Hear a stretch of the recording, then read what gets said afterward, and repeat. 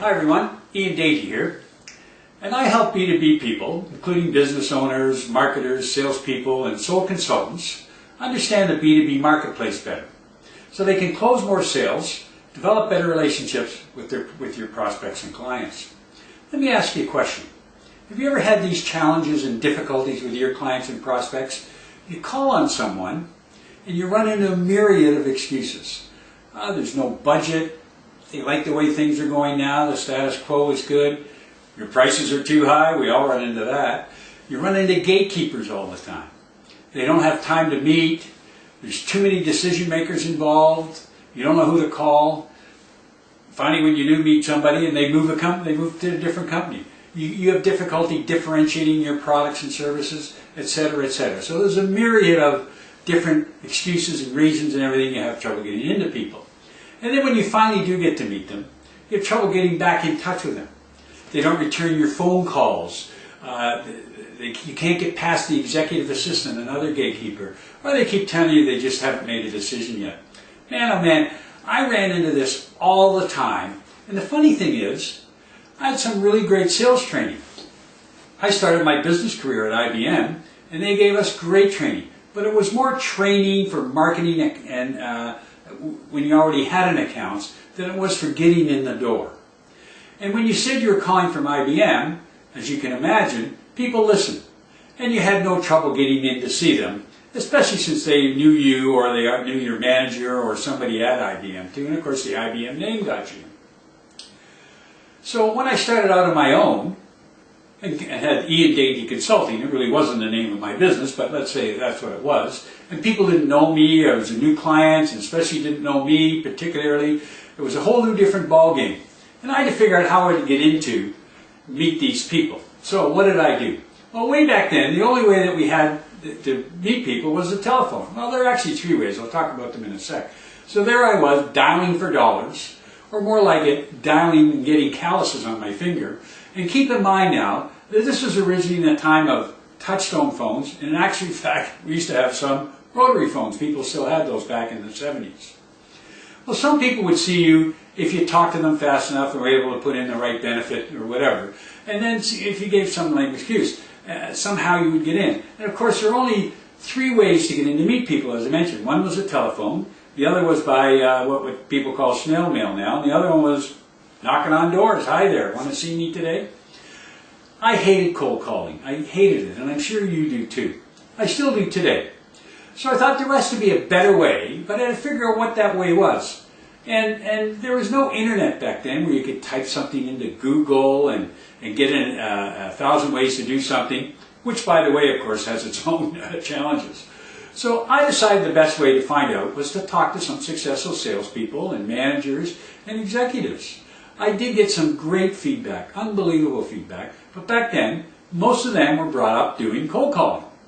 Remember, there are only three ways to contact people: the phone, mail, and knocking on doors.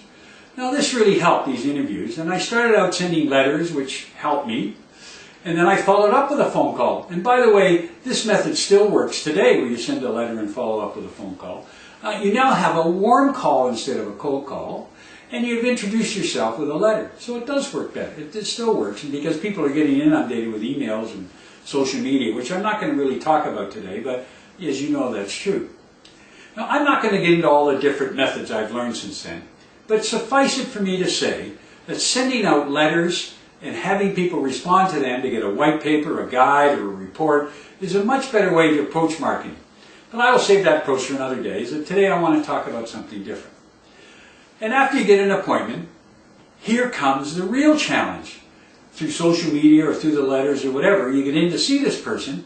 How was I going to get these people to believe I could do a better job than my competitors, which at that time included IBM and many other large consulting firms, as I was selling consulting services. At my own company, that's what we did. And I'm not getting in front of a lot of people, but not getting as much business as I felt I should be getting.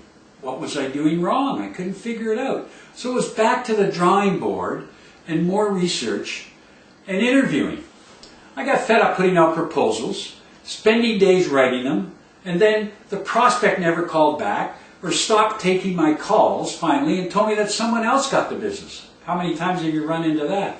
I ran into it too often. As an aside right here, though, I'd like to mention one thing. Everyone of every age and experience should interview successful people and how they became successful. Now, I'm into my 60s now, and I learn an awful lot from people half my age. So don't be too proud or too silly or stupid or whatever to ask people of all ages how they became successful. And in fact, learn from people who didn't quite become successful too, because sometimes you learn more when you fail than when you do get successful. Everybody who is successful, though, has failed at some time. And read about successful people too. Anyway, back to the topic on hand. After all of these interviews and research and a lot of introspection, I finally came up with a methods for interviewing prospects that gave me the best way to qualify prospects about whether they would be buying or not, and sooner rather than later. And since I'm a sales and marketing coach, I applied these methods to my latest coaching client and got amazing results with them.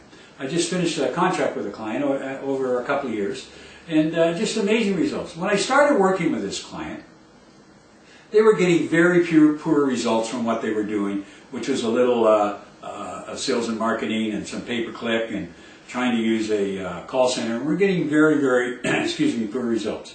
Now keep in mind also that they were in a very small niche in the marketplace they were in, which made it even more difficult to get clients. So after a few weeks of trial and error and putting together a more precise pay-per-click campaign, which I do know very well, they finally started receiving some good leads. Now this was after working, as I mentioned, with a telemarketing firm for about 6 months with no results at all, not just a few. They didn't get any appointments at all. And with very bright but unseasoned sales reps that I was working with, I was able to triple their client base within 18 months. Now maybe say 18 months is a long time, but this is B2B, remember, and it does take some time. And I tripled their client base, and in fact it got even bigger than that as we moved on. Excuse me. Now as I mentioned, many of these old world methods don't work today as well as they used to. Or some of them don't even work at all. Cold calling can work in B2C and B2B if you're working and getting right through to the business owner. But if you're not getting through to the business owner, it's very difficult. But with companies over $2 million in sales, it's very difficult to get through with cold calling. So I don't recommend it. But by using pay-per-click and some social media, we were able to attract about 40 to 50 qualified leads per month. Now that's over 500 qualified leads a year. Do you think you might be able to get some more business if you had over 500 qualified leads a year? I think so, and I think you do too. However, the real key in converting these leads is the methodology I developed called the game plan. I was going to write it down, but I'll just go over it here. The game plan is an acronym. It's spelled G-A-I-M, and it stands for goals, afflictions, which are issues or problems, that's difficulties in achieving those goals. Impact, what impact does it have on it? And I'm going to talk about that a bit. And is for meaning how does your product, what meaning does your product or service have on that? This methodology will allow you to find out if prospects are real buyers or not. It teaches you to find out how emotionally involved your prospect is in finding a solution to their problem and to achieving their goals. If he is not emotionally involved, if your prospect is not emotionally involved, at least a little bit, then you'll probably not get a sale. So at least not within the next couple of weeks or probably even within the next few months. So how does this methodology work and why does it work? The first thing you must keep in mind is that people buy or don't buy for emotional reasons.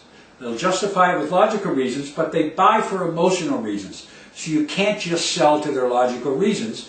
Even in a B2B sale, they still buy for emotional reasons. You must unearth these personal or emotional reasons for why people are buying. And again, this is especially true in B2B sales. I can give you a bunch of examples, I just won't go through them for a minute. Very few business people, including sales and marketing people, understand this.